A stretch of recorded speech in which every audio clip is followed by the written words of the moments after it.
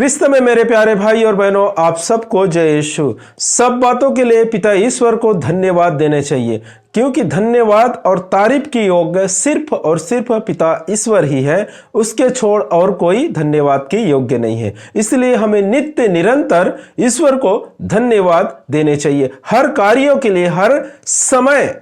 जब हम सो के उठते हैं तो सुंदर दिन के लिए पिता ईश्वर को धन्यवाद दें, सुंदर खाने के लिए धन्यवाद दे, काम के लिए अपने धन्यवाद दे। हर चीज में अगर आप धन्यवाद के साथ शुरुआत करते हैं अपने दिन को सुबह उठने के बाद आप दिन भर के लिए अगर धन्यवाद करते हैं तो पिता ईश्वर आपको और ऊंचा बनाएंगे और क्या करेंगे, ऊंचा स्थान पे लेके जाएंगे। जो धन्यवाद नहीं करते वो जाने अनजाने में अपराध करते हैं। जो धन्यवाद नहीं करते वो जाने अनजाने में अपराध कर बैठते हैं, पाप करते हैं, और उसे मालूम भी नहीं होता कि मैं कौन से अपराध और पाप कर रहा हूं। क्योंकि ईश्वर का वचन कहता है जो धन्यवाद नहीं देते वो अपराधी है और पाप करते हैं। आइए हम परमेश्वर के वचन को देखते हैं। संत याकूब के पत्र अध्याय 4 वचन 17 में, जो मनुष्य यह जानता है कि उसे क्या करना चाहिए किंतु नहीं करता उसे पाप लगता है।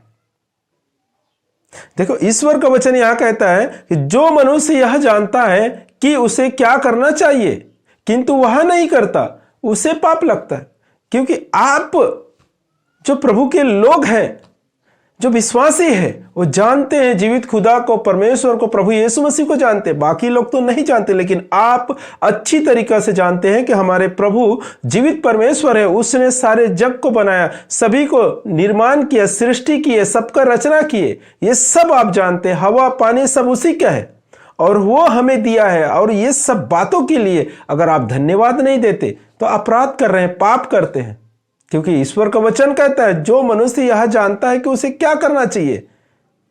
और हम मनुष्य सभी लोग जानते हैं कि हमारा कर्तव्य है कि हम हर बातों के लिए हर समय नित्य निरंतर धन्यवाद स्तुति करने चाहिए, लेकिन हम नहीं कर पाते।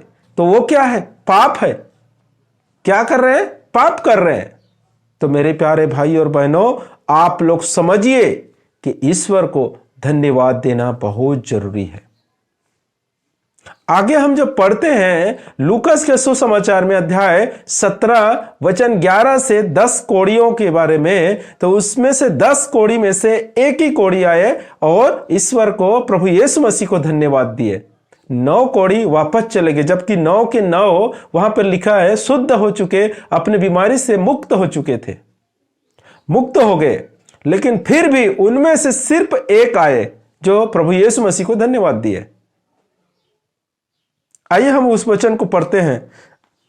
संत लूकास के सुसमाचार अध्याय 17 वचन 16 में, वह ईसा को धन्यवाद देते हुए उनके चरणों पर मुंह के बल गिर पड़े। देखो, प्रभु यीशु मसीह को धन्यवाद देते हुए मुंह के बल गिर पड़े। कौन? उस कोड़ी ने जो शुद्ध हुए थे, और 10 कोड़ी में से एक ही आए और 9 के 9 कोड़ी वापस चले गए। तो उसी प्रकार प्यारे भाई और बहनों, हम लोग भी कुछ विश्वासी हैं जो उसको, पिता ईश्वर को, प्रभु यीशु मसीह को धन्यवाद देते हैं। बाकी जो विश्वासी है जो धन्यवाद देते ही नहीं।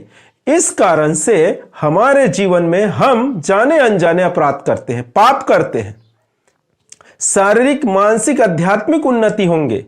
मेरे प्यारे भाई और बहनों, आप नित्य निरंतर धन्यवाद दें। प्रभु यीशु मसीह इन वचनों के द्वारा आपको और आपके परिवार को भरपूर मात्रा में आशीष प्रदान करे। आमीन।